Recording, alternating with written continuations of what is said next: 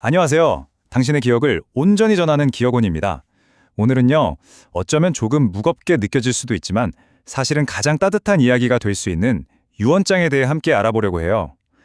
사랑하는 사람들에게 남기는 마지막 마음이 온전히 전해질 수 있도록 저희가 곁에서 차근차근 안내해 드릴게요. 혹시 유언장 하면 뭐가 제일 먼저 떠오르세요? 아마 대부분 복잡한 서류나 어려운 법률 용어 같은 걸 생각하실 텐데요. 하지만 그 본질은 결국 이거 아닐까요? 내가 없더라도 남은 가족들이 혼란스러워하지 않도록 내 마음을 가장 정확하게 전하는 마지막 편지 말이에요. 그런데 이 마지막 편지가 정말 편지로서 힘을 가지려면요. 그래서 당신의 마음과 또 남은 가족들을 모두 지켜주려면 법이 정해둔 몇 가지 약속이 필요합니다. 법이라는 말만 들어도 벌써 머리가 지끈거리신다고요? 걱정 마세요. 생각보다 아주 간단하고 명확한 약속들이니까요. 법이 왜 이런 약속들을 만들어뒀을까요? 바로 여러분의 그 소중한 마음이 혹시라도 잘못 전달되거나 왜곡되는 일이 없도록 안전장치를 만들어둔 거예요. 당신의 마지막 마음을 지키기 위한 이 5가지 약속, 지금부터 하나씩 짚어볼게요. 네, 바로 이 5가지입니다. 첫째, 유언장 내용을 처음부터 끝까지 모두 직접 손으로 쓰셔야 하고요. 둘째, 언제 썼는지 날짜를, 셋째, 어디서 썼는지 주소를 명확하게 적어야 합니다. 넷째, 물론 이름도 똑바로 쓰셔야 하고 마지막으로 그 이름 옆에 도장을 찍어야 하죠. 여기서 제일 중요한 건 뭐냐면요. 이 모든 과정에 다른 사람의 손이나 컴퓨터의 도움이 전혀 없어야 한다는 거예요. 오로지 나 자신의 손으로만 완성되어야 합니다. 자, 날짜를 한번 볼까요? 이게 왜 중요하냐면요. 혹시라도 나중에 유언장이 여러 개 발견될 수 있잖아요. 그럴 때 어떤 게 가장 마지막에 진심인지 알려주는 기준이 바로 이 날짜거든요. 오늘이나 언젠가처럼 애매하게 쓰면 안 되고 2026년 3월 15일처럼 누가 봐도 명확하게 알 수 있게 적어주셔야 합니다. 주소도 마찬가지예요. 이 편지를 쓴 사람이 바로 나라는 걸 명확하게 해주는 또 하나의 약속이죠.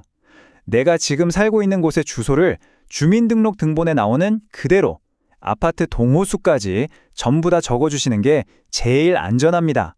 왜냐하면 주소가 빠지면 아예 유언장 전체가 효력을 잃을 수도 있거든요. 정말 중요하죠?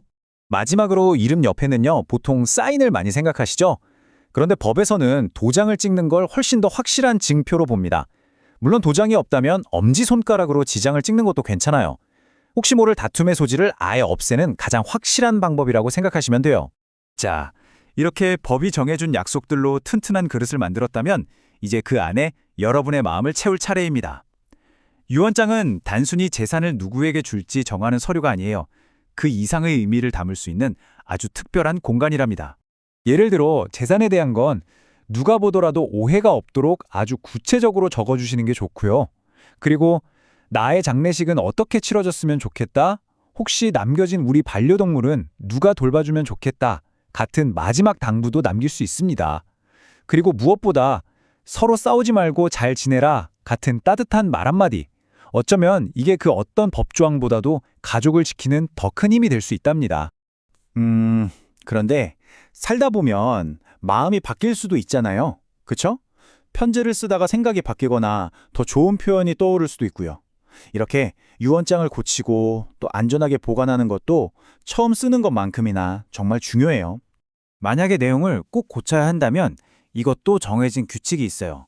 먼저 고치고 싶은 부분에 이렇게 2줄을 긋고요. 그 옆에 새로운 내용을 쓰는 거예요. 그리고 이거 내가 고친 거 맞아요 하는 의미로 그 자리에 도장을 꼭 찍어주는 거죠. 마지막으로 몇 글자를 고쳤는지도 함께 적어주면 완벽합니다. 방금 보신 것처럼 수정하는 방법이 있긴 한데요. 사실 조금 복잡하게 느껴지시죠? 자칫 실수할 수도 있고요. 그래서 저희 기억원에서는 가장 마음 편하고 확실한 방법을 추천해드려요. 바로 생각이 바뀌었다면 복잡하게 고치기보다 그냥 깨끗한 종이에 처음부터 다시 쓰는 거예요. 그게 괜한 오해를 막고 내 마음을 가장 온전히 지키는 길일 수 있습니다. 자, 이렇게 소중하게 쓴 편지 아무도 못 찾으면 너무 속상하겠죠? 나만 아는 곳에 깊숙이 숨겨두는 것보다는 정말 믿을 수 있는 가족 한 명에게라도 유언장을 써뒀다는 사실 정도는 알려두시는 게 좋습니다.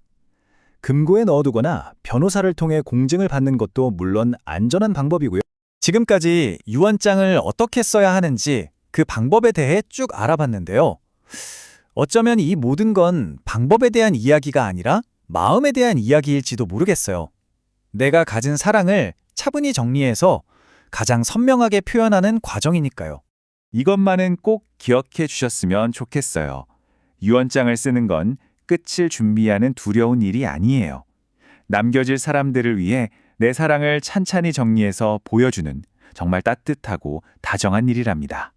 오늘 우리가 함께 알아본 이 법적인 형식들이 단단한 기둥이 되어주고 그 안에 여러분의 따뜻한 마음이 가득 채워진다면 그 유언장은요, 내가 곁에 없더라도 오랫동안 가족들을 지켜주는 가장 든든하고 조용한 울타리가 되어줄 거예요. 나중에 해야지 하고 미루기보다는 오늘 하루 중 가장 마음이 편안한 시간에 한번 조용히 앉아서 당신의 마음을 담은 편지 한 통을 써보는 건 어떨까요? 그건 여러분이 남길 수 있는 가장 아름답고 강한 선물이 될 겁니다. 혹시라도 시작이 막막하게 느껴지신다면 너무 걱정하지 마세요. 당신의 소중한 마음이 온전히 전해지는 그 길에 언제나 저희 기억온이 함께하겠습니다.